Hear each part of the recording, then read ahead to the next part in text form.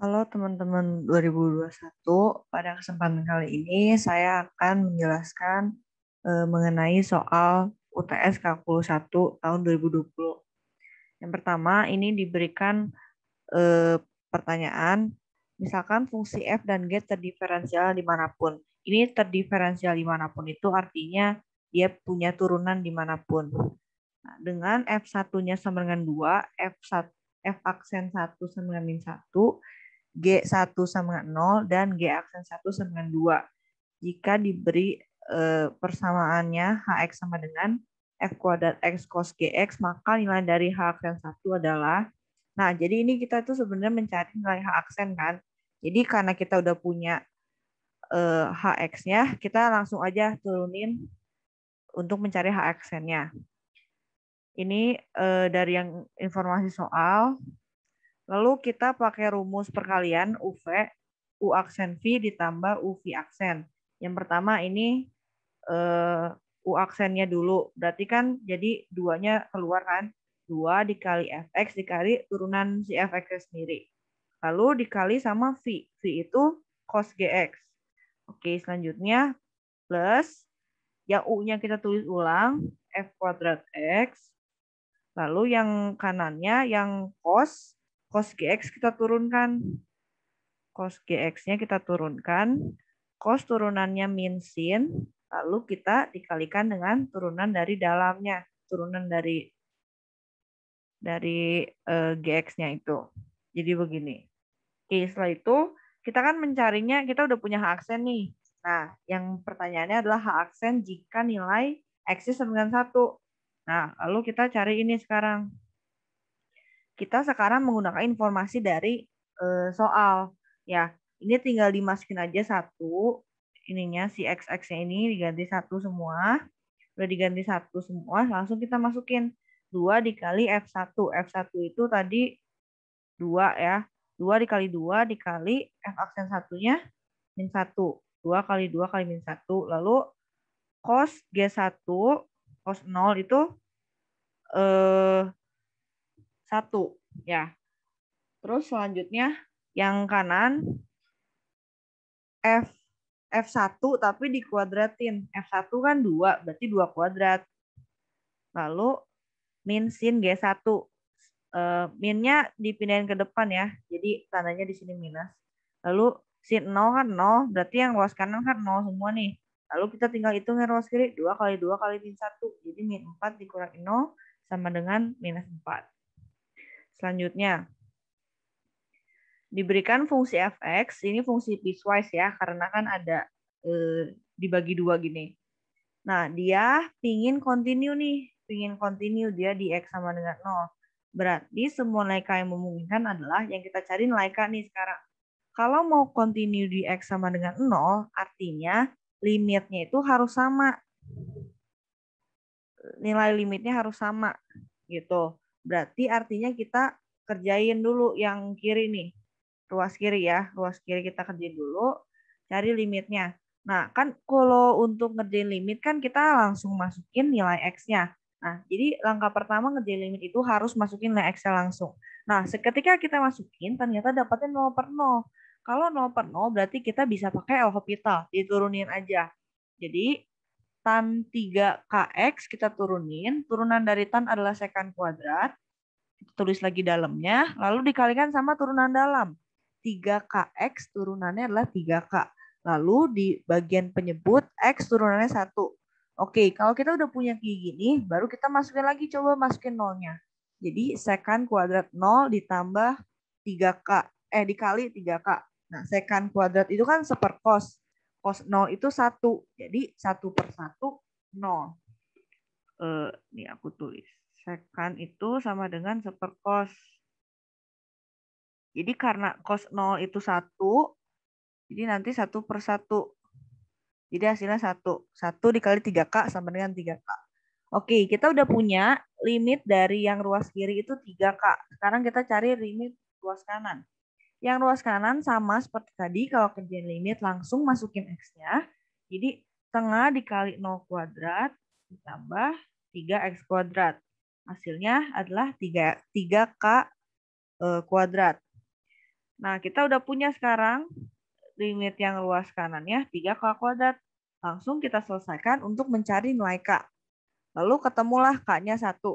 Untuk membuktikan apakah jawaban kita benar atau enggak, kita menggunakan Desmos ya. Kita lihat ini gambarnya, yang merah itu yang kita udah masukin K-nya ya. Tadi kan ini di soal kan tan 3KX. Berarti kalau K-nya 1 jadi tan 3X doang kan. Nah, terus kita udah masukin yang birunya juga, grafik warna biru, setengah X² ditambah 3. Ya. Lalu setelah kita lihat di gambar, ternyata benar nih. Dia continue di X sama dengan 0. Ini kan titiknya 0,3 kan. Betul berarti limitnya. Tadi kan kita udah hitung limit ruas kiri itu 3K. Kita udah nemu K-nya 1. Berarti yang grafik warna merah, limitnya itu 3. Betul di sini. Yang grafik warna biru juga limitnya 3. Betul di sini. Jadi karena dari gambar juga sudah betul, berarti artinya K sama dengan 1 akan membuat fx kontinu di X sama dengan 0. Seperti itu. Selanjutnya, garis singgung kurva Y sama dengan 3X² min 2X di titik X sama dengan 0 memotong sumbu Y di. Jadi kan kita mencari garis singgung. Pertama, sebelum kita cari perpotongan dengan sumbu Y, kita cari garis singgung dulu. Mencari PGS, persamaan garis singgung dari Y sama dengan 3X² min 2X di X sama dengan 0. Lalu kita misalkan fx, kan untuk mencari garis singgung kita harus cari gradien dulu. Cara cari gradien turunkan jadi 6x min 2. Lalu gradien di titik x sama dengan 0 dimasukkan x sama dengan 0-nya. Jadi 6 dikali 0 yaitu 0 dikurangi 2 jadi min 2. Min 2 ini adalah gradien dari persamaan garis singgungnya. Nah, terus kan kita kenal nih rumus ini dari SMP, SMA ya. Tentu nanti langsung dimasukin aja ke sini. Kita tahu cari Y1 sama X1-nya dari mana? Dari soal. Soalnya udah ngasih tahu bahwa X sama dengan 0. Lalu kita masukkan aja ke persamaan yang awal ini. Yang Y sama dengan 3X² min 2X. Kita masukin 0, berarti hasilnya 0 juga. Berarti nanti mereka itu akan menyinggung, garis singgung akan menyinggung kurva Y sama dengan 3X² min 2X di 0,0. Ya. Lalu kita masukin, tadi kita udah tahu X1, Y1-nya itu 0,0. Lalu tinggal dimasukin ke rumus persamaan garis singgung. Y dikurangi 0 sama dengan M, gradien yang tadi sudah kita cari, yaitu minus 2, lalu dikali X min 0. Ketemulah hasilnya, persamaan garis singgungnya adalah Y sama dengan min 2X. Lalu ini kan kita udah nemu persamaan garis singgungnya, lalu sekarang kita cari dia memotong sumbu Y di mana. Jika memotong sumbu Y, berarti kita harus mensubstitusikan nilai X sama dengan 0 ke persamaan garis singgung. Jadi, dimasukkan nilai X sama dengan 0, didapatkan Y sama dengan 0. Jadi nanti garis singgungnya akan memotong sumbu Y di Y sama dengan 0, di titik Y sama dengan 0. Lalu kita lihat nih di grafik, di Desmos. Nah, udah benar ya. Di grafik merah ini kurva yang awal, lalu ini yang kurva biru itu, garis biru adalah persamaan garis singgungnya. Betul, ternyata dia berpotongan di 0,0 dan garis singgungnya juga memotong sumbu Y di titik Y sama dengan 0. Seperti itu. Oke, selanjutnya kita langsung ke pertanyaan teori. Jadi nanti di pilihan ganda di tahun 2020 itu tahun lalu, pilihan gandanya nggak cuma ngitung doang, tapi ada juga soal teori. Nah, yang ini, manakah yang merupakan pernyataan benar? Pertama, kita lihat dulu dari option B. Jika F terdiferensial di A, maka limit X menuju A, X ada. Terdiferensial itu artinya bisa diturunkan ya. Nah, sebelum masuk ke pembahasannya, kita lihat dulu ini ada dua teorema. Teorema 2.2.2 dan 2.2.3. Yang 2.2.2 itu artinya jika limitnya ada, limit ini nih, limit X menuju X0 ada, maka dia terdiferensiasi di X sama dengan X0. Ya. Atau kalau ditulis lagi tuh kayak gini. Jika limit di X sama dengan A ada, maka dia terdiferensial di X sama dengan A. Ini jika maka jangan terbalik ya. Karena sama aja kayak belajar logika matematika jika maka kan nggak bisa terbalik. Biasakan P jika P maka Q itu ekuivalennya sama negasi Q maka negasi P. Ya, ini tanda ekuivalen. Nah, ya pokoknya ini jangan sampai kebalik-balik. Oke, yang teorema kedua, jika fungsi f terdiferensiasi di x sama dengan x0, maka f-nya kontinu. Kesimpulan nomor 2, jika f terdiferensial di x sama dengan a, maka dia kontinu di x sama dengan a. Oke, kita masuk ke option B. Jika f terdiferensial, maka limitnya ada. Kita lihat kalau jika f terdiferensial itu kesimpulannya kontinu, bukan limit. Jadi nggak nyambung nih. Yang option B sama teorema kedua nggak nyambung nih. Seandainya kita mau pakai teorema 1, ya harusnya jika f tidak terdiferensial di x sama dengan a, maka limit x sama dengan a tidak ada. Ya, kita pakai aturan ekuivalensi kayak yang tadi ya, yang di logika matematika kayak gitu. Nah, jadi karena yang B itu nggak sinkron sama teorema kedua, jadi yang B salah. Oke, selanjutnya yang option C. Fungsi Y sama E pangkat mutlak X terdiferensial dimanapun. Apakah fungsi ini punya turunan di mana-mana? Nah, fungsi itu tidak terdiferensial di X sama dengan A jika kamu lihat grafiknya.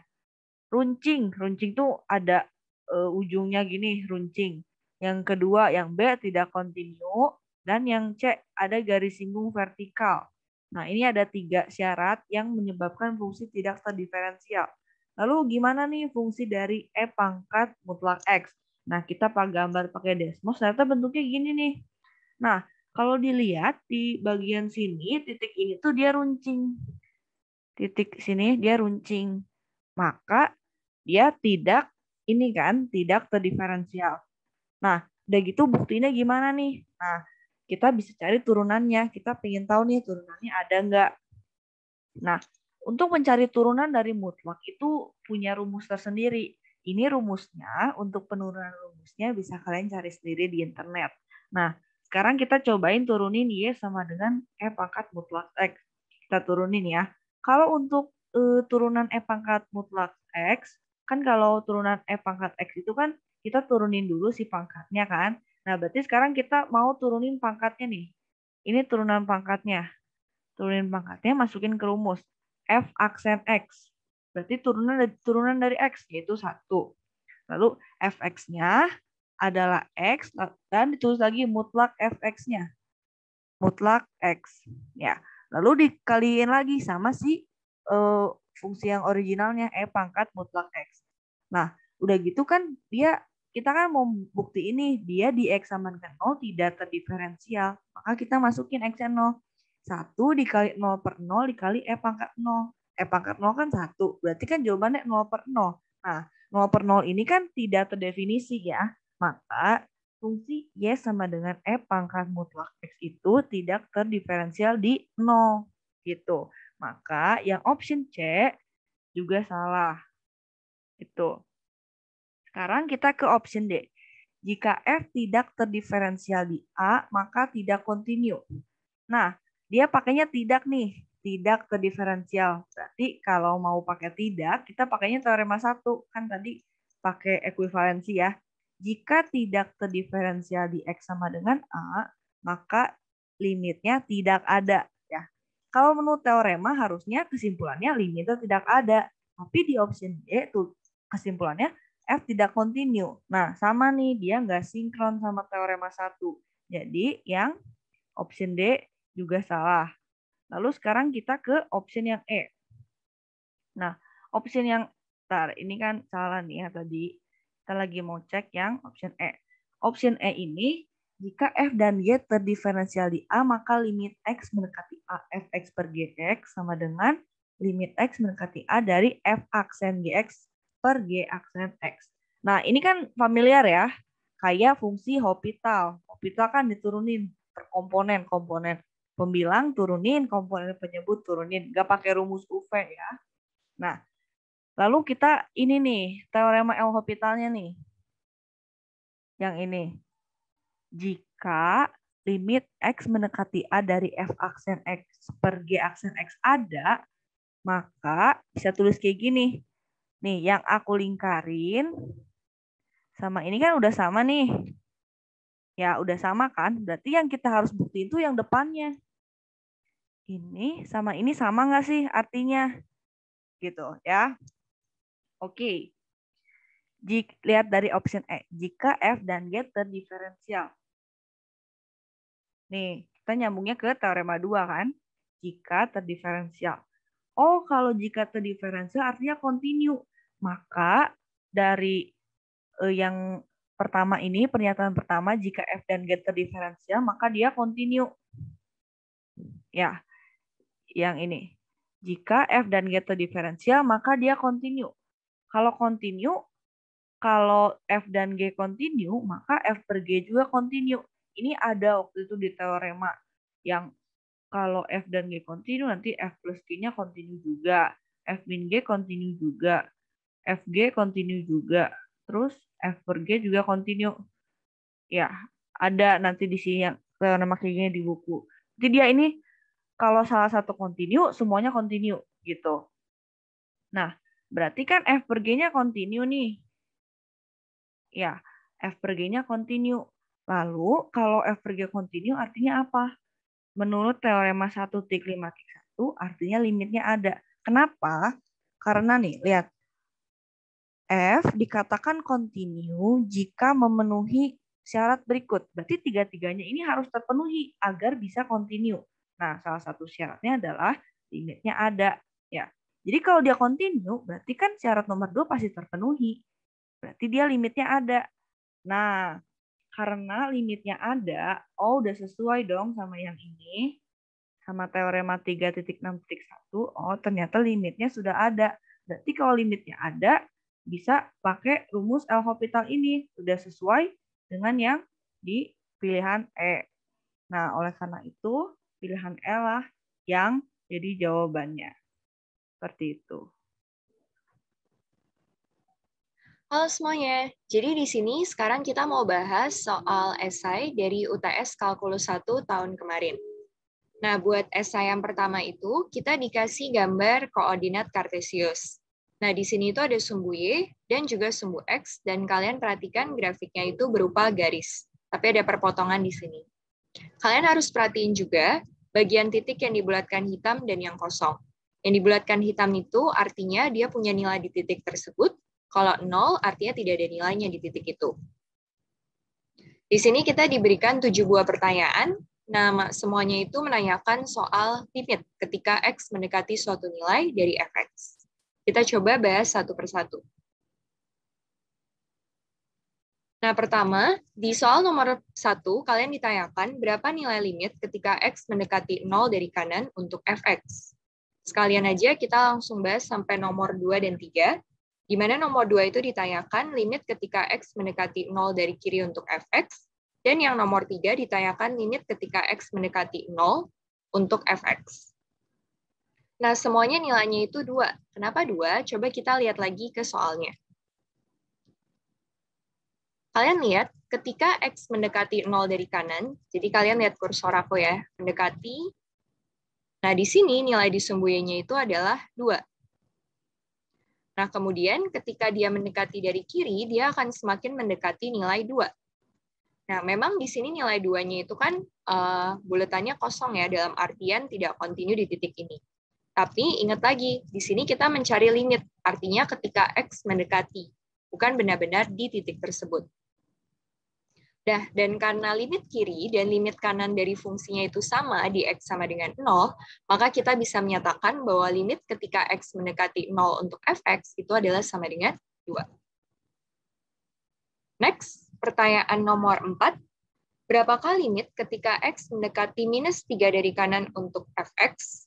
Sekaligus nomor 5-nya limit ketika X mendekati minus 3 dari kiri, dan yang keenam limit X mendekati minus 3. Kita lihat jawabanku di sini adalah -1, -4, dan tidak ada. Kenapa bisa seperti itu? Nah, sekarang kita perhatiin ya. Ketika X mendekati -3 dari kiri, oh ternyata mendekati nilai -4.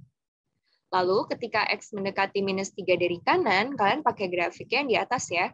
Dia mendekati -1. Nah, kita bisa melihat kalau pada dasarnya limit kiri dan limit kanannya itu berbeda.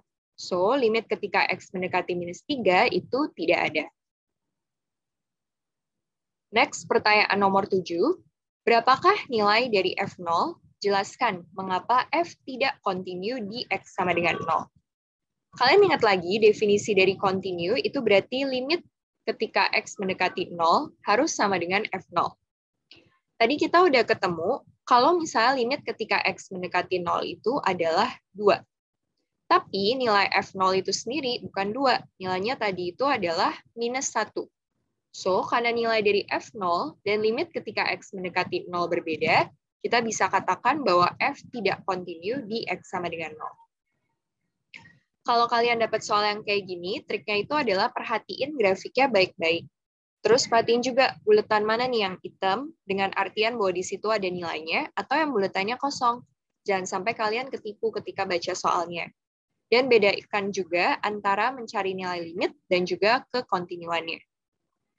Oke, itu aja dari pembahasan soal esai yang pertama. Halo semuanya, jadi sekarang kita mau bahas soal esai dari UTS Kalkulus 1 tahun kemarin. Ini soal esai yang kedua. Soalnya itu adalah, sebuah lampu sorot berada di tanah dan berjarak 25 kaki dari sebuah dinding. Seseorang setinggi 6 kaki berjalan mendekati dinding dengan kecepatan 2 kaki per detik. Dan ia tersorot cahaya oleh lampu sorot sehingga bayangannya muncul di dinding. Seberapa cepat tinggi bayangan orang tersebut berubah ketika orang tersebut berjarak 15 kaki dari dinding? Apakah tinggi bayangan orang tersebut bertambah atau berkurang seiring waktu? Oke, kita coba ya untuk mengilustrasikan apa yang ditanyakan di soal. Nah, jadi di sini aku berusaha untuk menggambarkan apa yang digambarkan di soal tersebut. Jadi kan ceritanya ada lampu sorot yang berada di atas tanah. Dan jaraknya itu adalah 25 kaki dari dinding. Lalu ada seseorang yang tingginya itu 6 feet, aku misalkan jaraknya di dinding itu adalah R. Sementara tinggi bayangan orang tersebut pada waktu T itu sebagai H. Jadi kalian bisa lihat di sini bahwa cahaya lampu sorot itu kan menyinari orang tersebut. Sehingga nanti bayangannya itu muncul dengan ketinggian H. Nah, kalau kalian perhatikan bentuk ini kan berupa segitiga ya, kalau misalkan kita balik. Coba kita gambarin ya. Ini kayak sebuah segitiga. Lalu kita misalkan garis ini itu sebagai si orangnya, yang tingginya itu 6. Oke. Terus, dia aku misalkan kalau ini itu R, berarti karena segini itu 25, berarti yang di sini itu adalah 25 kurangi R. Oke, lalu yang di sini, yang bawah, kita misalkan sebagai H. Seperti itu. Kalau berdasarkan yang ditanya di soal, yaitu kan pertanyaannya tadi adalah, seberapa cepat tinggi bayangan orang tersebut berubah, berarti yang ditanyakan itu adalah DH terhadap DT. Karena kan tadi H itu adalah tinggi bayangan orang tersebut. Ketika R-nya itu bernilai sama dengan 15. Nah, di sini kita gunakan konsep kesebangunan segitiga. Kalian lihat di sini, 6 per H sama dengan 25 minus R per 25. Karena yang ditanyakan itu ketika R-nya sama dengan 15, kalian substitusikan nilai R sama dengan 15 di sini. Jadi kalian bisa dapat H-nya itu adalah 15 feet, atau tinggi bayangan orang tersebut itu adalah 15, saat R-nya bernilai 15 juga. Nah, ingat lagi yang ditanya itu adalah DH per DT. Dengan menggunakan persamaan ini, kita bisa ubah penulisannya menjadi seperti ini. 150 sama dengan 25H kurangi RH. Kedua sisi turunkan terhadap T. D per DT dari 150 sama dengan D per DT dari 25H kurangi D per DT dari RH. Ingat, turunan konstanta itu adalah 0. Sementara turunan ini adalah 25 dH per dt. Untuk turunan daripada RH terhadap T, kita bisa menggunakan aturan turunan perkalian seperti biasa. U aksen V plus V aksen U. Ingat, di sini kita sedikit memanfaatkan turunan implisit ya. Jadi kita dapat dr per dt kalikan H ditambah R kali dH per dt. Nah, setelah itu kita bisa substitusikan nilai yang diketahui, yaitu dr per dt-nya minus 2. Kenapa minus? Karena pada dasarnya kan ketika orang mendekati dinding, maka R itu semakin lama akan semakin berkurang. Hanya tadi kita dapat 15, R-nya diketahui di soal itu juga 15, dan dH per dt yang ditanyakan. Kemudian min masuk jadi positif 30, kemudian 25 kurang 15 itu 10 dH per dt. Dari situ kita bisa dapatkan dH per dt-nya sama dengan minus 3 feet per second. Karena hasilnya negatif, kita bisa mengatakan bahwa tinggi bayangan orang tersebut akan berkurang seiring orang tersebut mendekati dinding. Nah, tapi sebenarnya kita juga bisa menggunakan logika untuk menjawab pertanyaan tersebut. Coba ya, aku pakai warna lain, misalnya hijau. Oke, coba kita lihat ketika orangnya sekarang udah lebih dekat lagi ke dinding. Misalkan di sini gitu ya orangnya. Nah, berarti sekarang ketika lampu sorot mengenai orang tersebut, tinggi bayangannya bukan lagi yang merah, tetapi justru yang ini. Dan kalian perhatikan bawahannya jauh lebih kecil. Jadi jawaban kita tepat, bahwa hasilnya itu harus minus, karena pada dasarnya tinggi bayangan orang tersebut akan berkurang seiring waktu. Itu aja penjelasan dari aku, terima kasih.